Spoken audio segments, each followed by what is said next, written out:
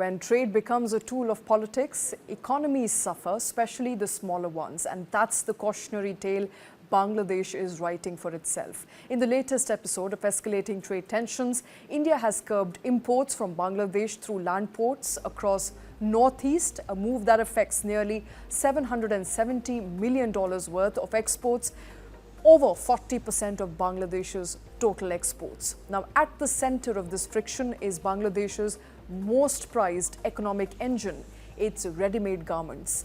Now, in 2024, Bangladesh exported over $660 million worth of garments alone to India, mostly through land ports in states like Tripura and Assam.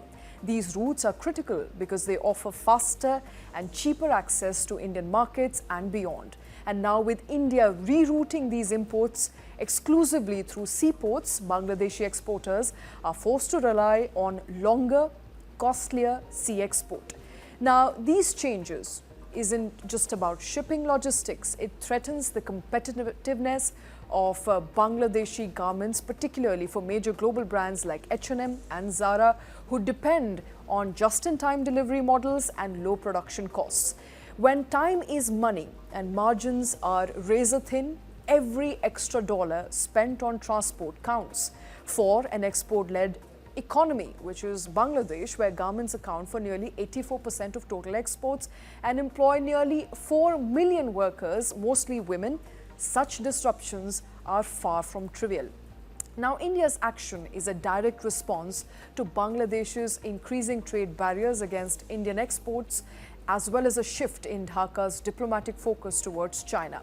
Dhaka's earlier restricted, remember, Indian exports like rice, yarn and FMCG goods via land.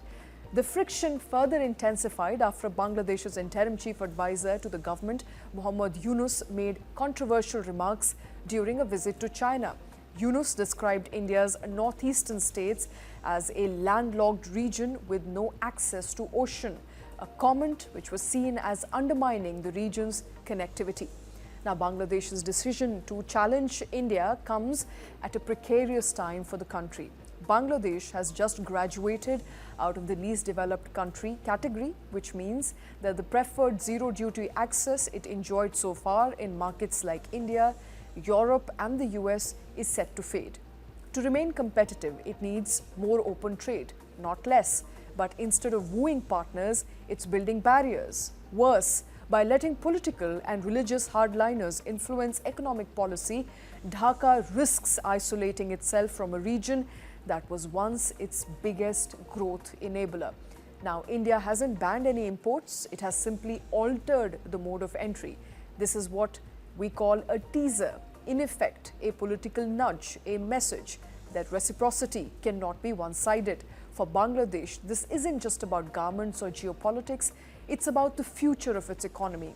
Alienating India, its second largest export destination, may win short-term headlines, but it risks long-term pain. Bangladesh may want to rethink which side of the equation it wants to be on.